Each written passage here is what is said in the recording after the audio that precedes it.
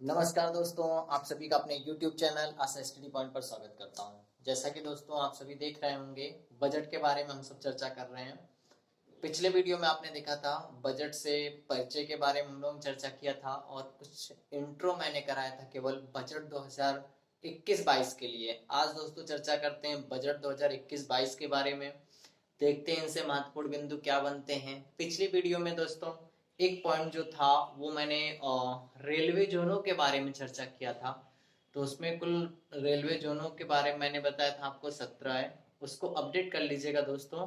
कुल रेलवे जोनों की संख्या जो है 18 है। अभी मैंने एक नोट करके इस वीडियो में नोट भी कर रखा है कि जो हमारा 18वां रेलवे जोन है वो क्या है। आपका 18वां एक नया रेलवे जोन बन गया है। वो दक्षिण तट रेलवे बन गया है, जिसका हेडक्वार्टर मुख्यालय विशाखापट्टनम है, जिसको अभी हम बाद में चर्चा करेंगे।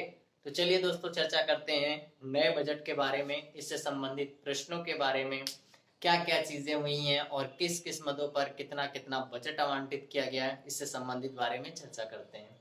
तो चलिए पहला पॉइंट दोस्तों अगर हम बात करें तो वित्त मंत्री सीतारमण ने वित्त वर्ष 2021-22 के लिए बजट पेश किया है।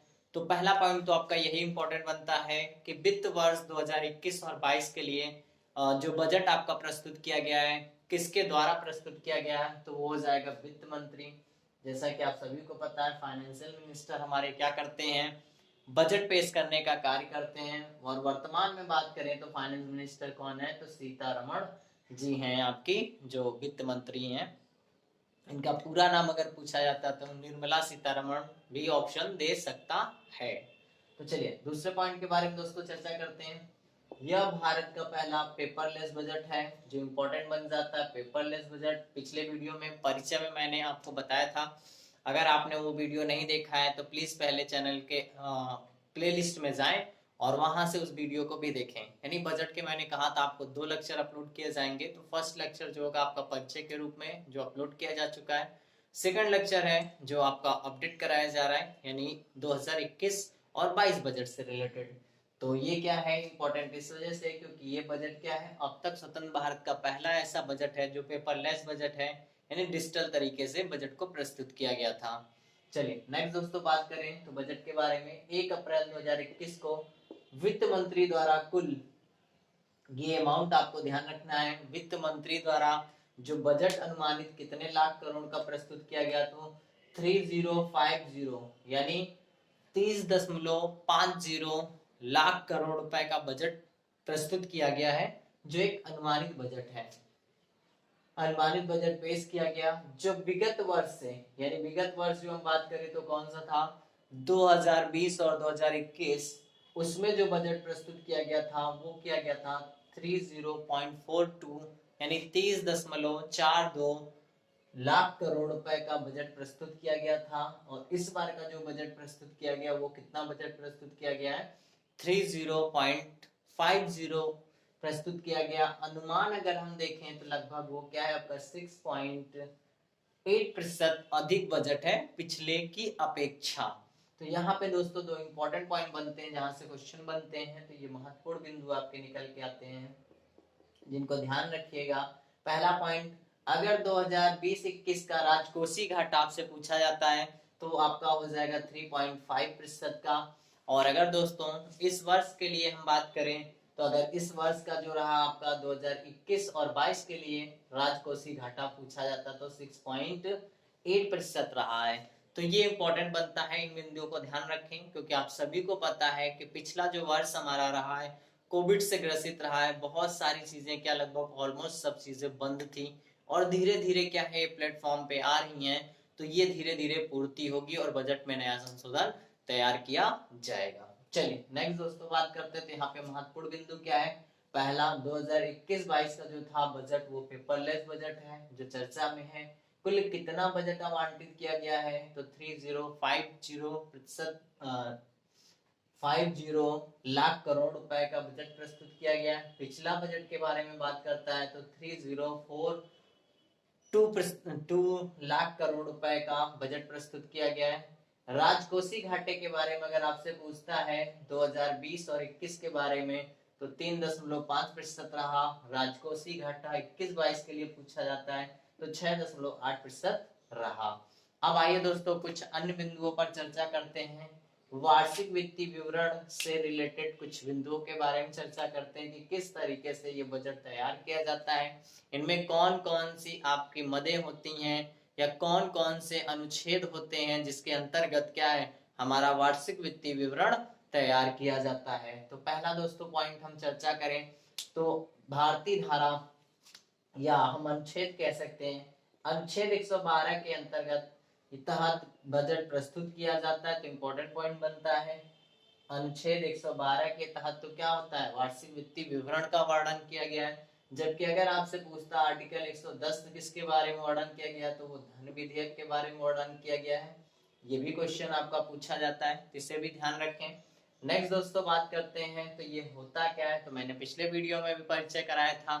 ये क्या होता है प्राप्तियों तथा संवितरणों के लिए जो एक दस्तावेज तैयार किया जाता है वही आपका बजट कहलाता है।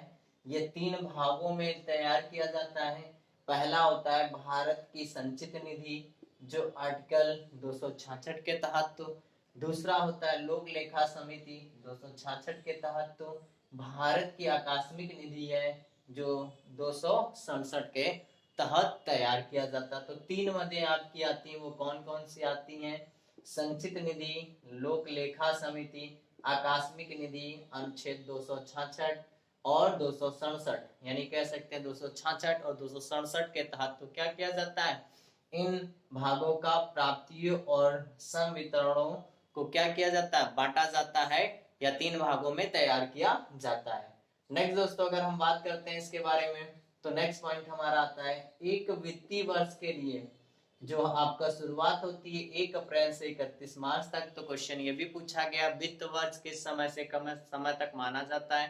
तो भारत का जो वित्त वर्ष का प्रोसेस होता है वो 1 अप्रैल से शुरू होता है और 31 मार्च तक एंड माना जाता है, यानी क्लोजिंग जो मंथ माना जाता है आपका या क्लोजिंग ईयर जो होता है वो आपका क्या होता है वो आपका होता है 31 मार्च यानी मार्च माह कहलाता है। तो 1 अप्रैल से लेकर 31 मार्च तक क्या किया जाता है बजट का सर्वे तैयार किया जाता है।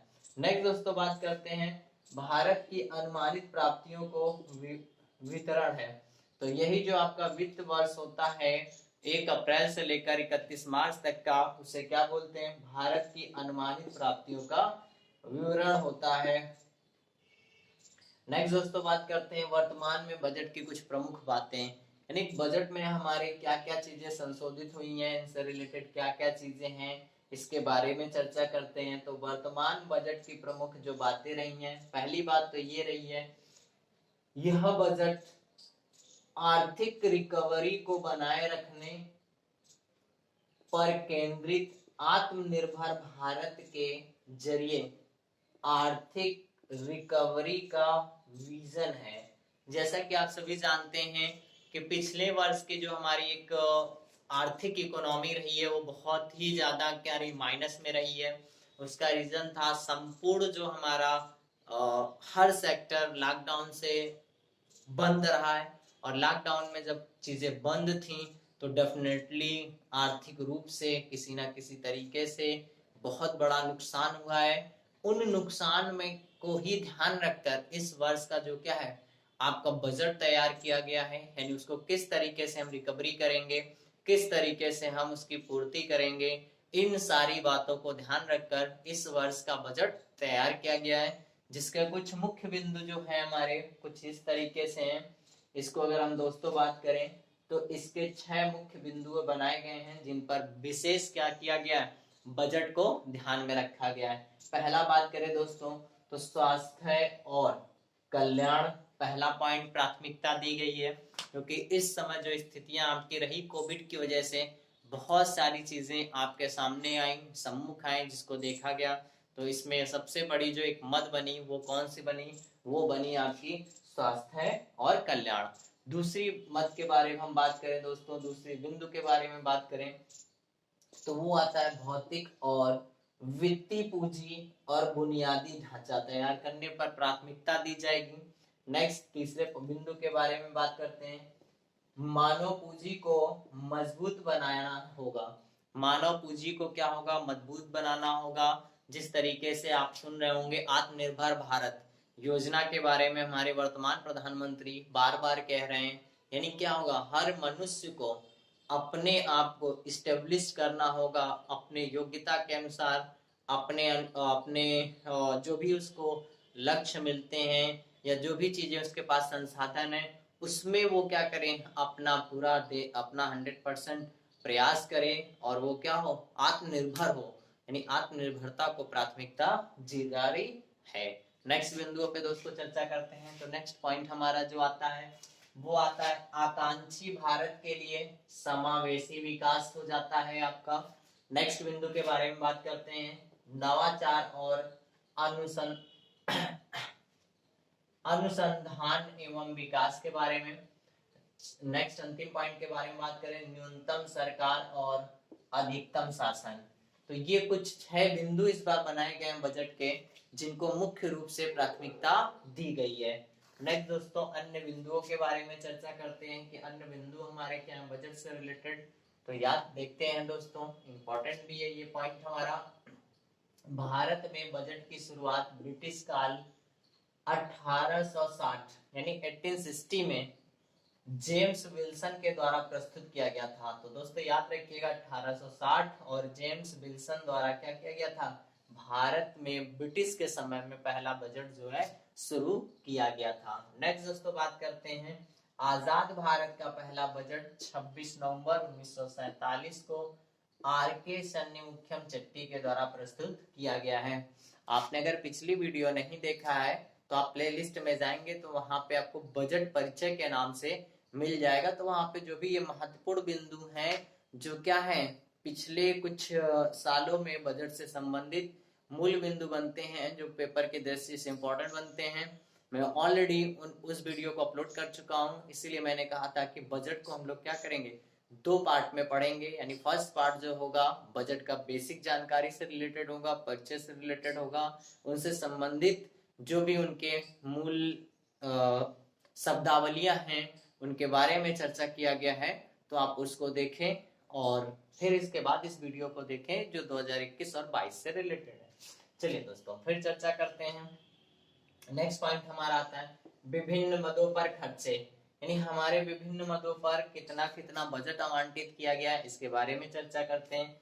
तो पहला दोस्तों हमारा पॉइंट आता है स्वास्थ्य और कल्याण योजना के लिए।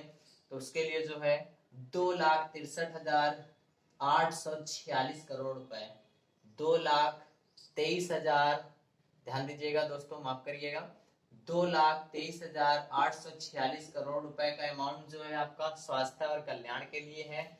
तो ये यूनिट थोड़ा सा आप ध्यान रखें क्योंकि इससे क्वेश्चन आता है। नेक्स्ट दोस्तों बात करें तो इस समय कोविड से रिलेटेड भी क्वेश्चन पूछा जा रहा है आपसे। कोविड-19 वैक्सीन के लिए कितना अमाउंट दिया गया, तो 35,000 करोड़ रुपए दिया गया, 35,000 करोड़ रुपए कोविड के लिए दिया गया है। नेक्स्ट दोस्तों बात करते हैं पीएम आत्मनिर्भर स्वास्थ्य योजना के लिए दिया गया है 64,180 करोड़ रुपए का अमाउंट दिया गया है।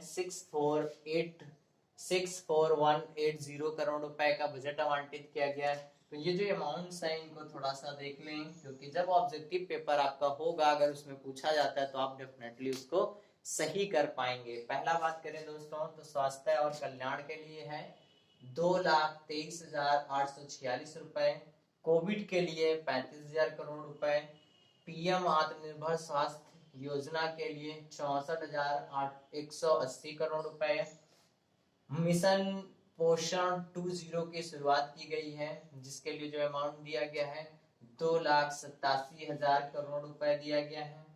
सड़क परिवहन और राजमार्ग के लिए 1,81,101 लाख करोड़ रुपए का बजट दिया गया है। स्वास्थ्य भारत मिशन के लिए दिया गया है आपका 1,41,678 रुपए का अमाउंट दिया गया है। ध्यान दें 1,41,678 करोड़ रुपए का अमाउंट आपका दिया गया है किसके लिए, स्वस्थ भारत मिशन के लिए। नेक्स्ट दोस्तों विद्युतीय योजनाकरण या विद्युत योजना के तहत कुछ नए 2 नियम लागू किए जा रहे हैं या नई 2 सुविधाएं दी जा रही है। पहला तो है आपका प्रीपेड स्मार्ट मीटरिंग वाला सिस्टम, जैसे कि आप जितना लाइट यूज करना चाहते हैं उतना आप कंजर्वेट करके यानी रिचार्ज कराएंगे और उतना यूनिट आप यूज कर पाएंगे। दूसरी चीज है हाइड्रोजन एनर्जी मिशन की भी शुरुआत की जा रही है इसके तहत। तो इसके लिए जो अमाउंट दिया गया दोस्तों 3,05,684 करोड़ 3,05,984 करोड़ रुपए का धनराशि दी गई है। ध्यान दीजिएगा दोस्तों 3,05,984 करोड़ रुपए का अमाउंट दिया गया विद्युत योजना के अंतर्गत, जिसमें दो काम किए जाएंगे। पहला है प्रीपेड स्मार्ट मीटरिंग की शुरुआत की जाएगी, दूसरा है हाइड्रोजन एनर्जी मिशन की शुरुआत की जाएगी। नेक्स्ट दोस्तों बात करते हैं तो एक स्कीम लॉन्च की गई है PLI योजना, यानी जिसे हम कह सकते हैं प्रोडक्शन लिंक्ड इंसेंटिव। ध्यान दीजिएगा दोस्तों प्रोडक्शन लिंक्ड इंसेंटिव यानी जिसे हम शॉर्ट में कहते हैं PLI योजना के तहत जो दिया गया 1.97 लाख करोड़ रुपए की धनराशि दी गई है। नेक्स्ट स्कीम हमारी आती है दोस्तों मित्रा योजना, जो टेक्सटाइल से संबंधित है। टेक्सटाइल से यानी मेगा इन्वेस्टमेंट टेक्सटाइल्स पार्क की स्थापना की जाएगी। इस योजना के तहत तो 5.54 लाख करोड़ रुपए की धनराशि दी जाएगी। तो ध्यान रखें ये इंपॉर्टेंट बनता है।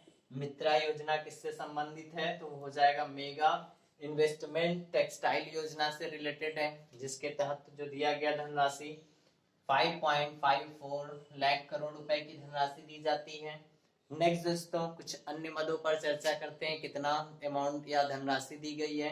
तो आपका आ जाता है नेक्स्ट आकस्मिक निधि। पहले जो आकस्मिक निधि में दोस्तों अमाउंट का प्रोसेस था वो 500 करोड़ रुपए था, जिसको वर्तमान सरकार ने बढ़ाकर कितना कर दी आपका 30,000 करोड़ रुपए का अमाउंट कर दिया गया है। तो ये भी इंपॉर्टेंट बन सकता है, आप इसको भी ध्यान रखें। आकस्मिक निधि में वर्तमान में कितना धन आवंटित किया गया है तो 30,000 करोड़ रुपए धन आवंटित किया गया है। नेक्स्ट दोस्तों बात करते हैं railway system update. Railway system update यानी 2030 का लक्ष्य रखा गया है, जिसके लिए अमाउंट जो दिया गया है वो आपका 1,10,55 लाख करोड़ रुपए का अमाउंट दिया गया है, आवंटित किया गया है रेलवे सिस्टम अपडेट योजना के तहत। नेक्स्ट दोस्तों बात करते हैं जल मिशन योजना, जिसके तहत 2.87 लाख करोड़ रुपए की धनराशि दी गई है। और FDI में भी चेंजमेंट्स किया गया, इस बार FDI में भी एक परिवर्तन किया गया है। तो इसके तहत तो दोस्तों अगर हम बात करें FDI क्या होता है फॉरेन डायरेक्ट इन्वेस्टमेंट, तो कभी कभी फुल फॉर्म भी याद रखना होगा आपको। FDI क्या होता है फॉरेन डायरेक्ट इन्वेस्टमेंट होता है, यानी जो बीमा क्षेत्र से संबंधित होता है। पहले 49% जो था उसको बढ़ाकर 74% कर दिया गया है। तो ये भी क्वेश्चन इंपॉर्टेंट बनता है कि FDI के वर्तमान में प्रतिशत कितना बढ़ाकर कर दिया गया है, तो वो हो जाएगा आपका 74 यानी 74% हो गया। जो पहले के अकॉर्डिंग हम बात करें तो वो क्या था आपका 49% था। नेक्स्ट दोस्तों बात करते हैं तो इस बार की जो जनगणना हमारी हो रही है डिजिटल तरीके से जनगणना हो रही है, यानी डिजिटल जनगणना हो रही है। इसके लिए जो धन आवंटित किया गया वो किया गया आपका 3,768 रुपए यानी 3,768 करोड़ रुपए की धनराशि डिजिटल जनगणना के लिए किया गया है। जैसा कि आप सभी को पता है भारत में जनगणना का जो प्रोसेस होता है वो 10 वर्षों का होता है। पिछली जनगणना 2011 में हुई थी, इस बार की जो जनगणना होनी है 2021 में। इसके रेशियो आने थे, कोविड को देखते हुए इसके आंकड़े नहीं आए, तो इस जनगणना का जो प्रोसेस अब शुरू किया गया वो किस रूप में किया गया है डिजिटल योजना के रूप में शुरू किया गया। तो ध्यान दीजिएगा दोस्तों भारत की पहली डिजिटल जनगणना की शुरुआत कर दी गई है, योजना बना दी गई है, जिसके तहत तो आपको 3,768 करोड़ रुपए की धनराशि दे दी गई है। अब आ जाते हैं दोस्तों आयकर की दरें। आयकर की दरों में कोई भी परिवर्तन नहीं किया गया है, जो पुराना आयकर की दरें थी वही है, लेकिन जो आपके सीनियर सिटीजन हैं यानी हम कह सकते हैं अति वरिष्ठ नागरिक, ठीक है, तो उन अति वरिष्ठ नागरिकों के लिए जो 75 प्लस हैं उनके लिए टैक्स की कैटेगरी समाप्त कर दी गई है, यानी अब उन्हें किसी भी तरीके से कोई भी टैक्सेस नहीं देना होता है। तो एक निगाह इस पर भी देखते हैं और इससे रिलेटेड चीजों को समझते हैं। आइए आयकर की दरों के बारे में अगर दोस्तों बात करते हैं तो आपके 2021 और 22 में आयकर की दरें तीन तरीके से हम समझते हैं दोस्तों। टैक्स रेट का क्या प्रोसेस होता है, प्लस इसमें किस तरीके से किसको क्या टैक्सेस देने होते हैं। सामान्य नागरिक जो 18 to 60 के बीच में है जिसकी एज, वरिष्ठ नागरिक जो 60 to 75 है, और अति वरिष्ठ नागरिक है जो 75 प्लस है। तो इनकी क्या क्या कैटेगरी है। अगर दोस्तों हम बात करें उनकी इनकम 25 लाख रुपए के आसपास में है तो उनको 0% देना होगा जो सामान्य नागरिक है। अगर उनकी इनकम 2.5 लाख प्लस हो जाती है तो उसमें जो आपका रहेगा वो अमाउंट आपका 5% उनको देना होगा टैक्स के रूप में। नेक्स्ट बात करते हैं दोस्तों, अगर उनकी इनकम 5 से 10 लाख के बीच में होती है तो 20% टैक्स देना होता है, और 10 लाख से अधिक होती है तो उन्हें 30% टैक्स देना होता है। अब आ जाते हैं दोस्तों, बात करते हैं वरिष्ठ नागरिकों के लिए। वरिष्ठ नागरिकों में बात करें, अगर 3 लाख रुपए तक की उनकी इनकम है तो कुछ भी उन्हें नहीं देना होगा टैक्सेस। लेकिन अगर उनकी जो इनकम होती है 3 लाख से 5 लाख के बीच में अगर होती है तो वो आपका जो होता है उन्हें 5% देना होता है। तो ये चीज आपको ध्यान रखना होगा दोस्तों, ठीक है। यहाँ पे क्या है, 2.5 लाख से 5 लाख के बीच में 5% देना है किन्हें, सामान्य नागरिकों को।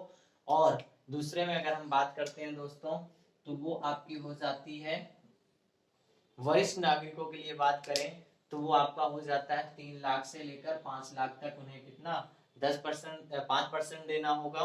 फिर इसके बाद बात करते हैं तो 5 से 10 लाख अगर है इनकम वरिष्ठ नागरिकों के लिए तो उन्हें भी 20% देना होगा, और अगर 10 लाख से अधिक का अमाउंट होता है तो उनको भी 30% आपको देना होगा टैक्स के रूप में।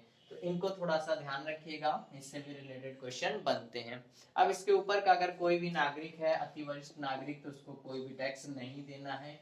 ये आपका परिवर्तन हुआ है इस नए बजट में टैक्स के रेटों में। अब दोस्तों जो पॉइंट मैंने एक पिछली वीडियो में पढ़ाया था उसमें दोस्तों जोन से रिलेटेड मैंने बताया था, वर्तमान में रेलवे जोन जो है वो 17 है, तो दोस्तों उसको अपडेट कर लीजिएगा, ठीक है। तो अभी जो मैं एक बार फिर से आपको रिमाइंड करा देता हूँ, 18वां एक नया रेलवे जोन बना दिया गया। तो वर्तमान में रेलवे जोनों की संख्या कितनी है, तो वो 18 है। 18वां जो अंतिम रेलवे जोन नया बना हुआ है वो आपका है दक्षिण तट रेलवे के नाम से जाना जाता है, और जिसका मुख्यालय जो है वो आपका विशाखापट्टनम है। तो उम्मीद करता हूं दोस्तों बजट से रिलेटेड जो भी बनने वाले ऑब्जेक्टिव हैं आपके पेपर में मिलेंगे। चैनल पर नए हैं तो चैनल को लाइक करिए, सब्सक्राइब करिए और शेयर करना ना भूलें। धन्यवाद।